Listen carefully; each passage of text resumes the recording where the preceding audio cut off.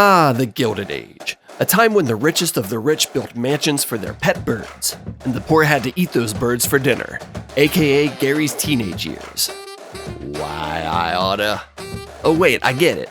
That joke is funny because exotic pets used to be status symbols, and because I'm old. Alright, this is the Gilded Age, Toonsplained.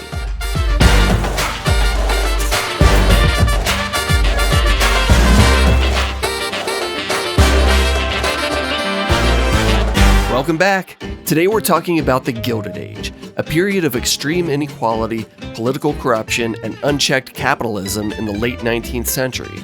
So basically, any given Tuesday in modern America. Hold on, kid. It wasn't that bad. Back then, a nickel could buy you a house, a wife, and a farm to plow. Sure, Gary, and if you were lucky, it came with the bonus prize of being able to end it all in a deadly coal mining accident. Hey, assuming you didn't get, what are we supposed to say and not get dinged by the algorithm? Unalived? Those accidents built character, and America. And tombstones, Gary. Lots and lots of tombstones. These damn kids. Let's set the scene. The Gilded Age happened in roughly 1870 to 1900. The country looked shiny and rich on the outside, but on the inside it was, Gary, help me out here. Like a good pair of boots. Polished on top, but holes in the soles. Perfect. You had guys like Rockefeller, Carnegie, and Vanderbilt hoarding wealth like they were Pokemon cards. Meanwhile, 10-year-olds were working 16-hour shifts in factories, inhaling more soot than air. To be fair, we got a generous allotment of smoke breaks. Ah, the golden days of childhood. Gary, child labor is not the vibe.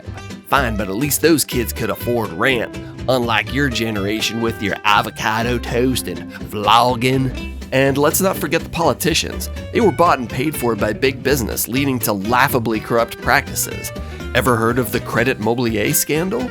Oh yeah, that was when railroad executives were like, what if we sold ourselves? The railroads at double the price. To ourselves. Exactly. Basically, they made Enron look like amateurs. Back then, politicians at least had the decency to bribe you with cigars and whiskey. Now it's all about crypto schemes. Kids these days might describe it as sus. Good job. So let's compare then versus now. Rockefeller and Carnegie were the Jeff Bezos and Elon Musk of their time. And Zuckerberg is...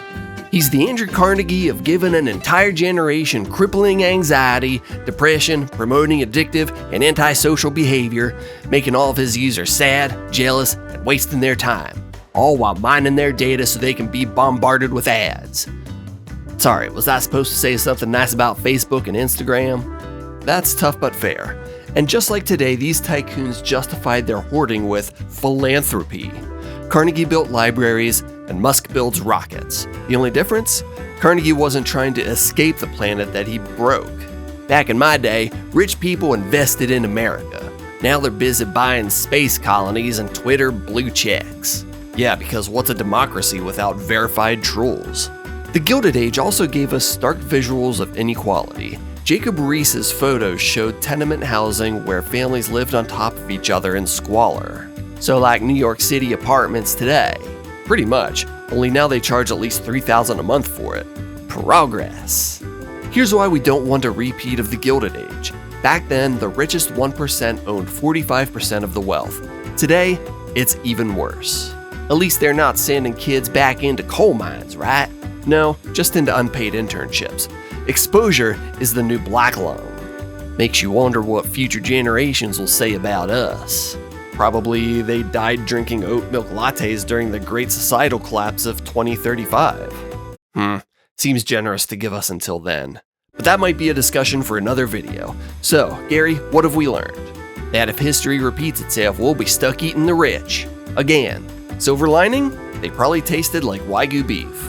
Heh, and Elon Musk would insist on being cooked medium rare, with a side of Mars dust. So how do we get out of this modern Gilded Age? Just like we did the first time, we taxed the shit out of these rich fucks. Although that was only part of it. We also passed sweeping reforms like antitrust laws, passed child and labor worker protections, and regulated industry. To be clear, it didn't fix everything, but we at least had the political willpower to do something about it. It's as true as it's ever been that money can't buy happiness, but it can buy a shit a load of lobbyists, which will continue to be our downfall. Like and subscribe for more lessons on why everything is terrible. This has been Toonsplained.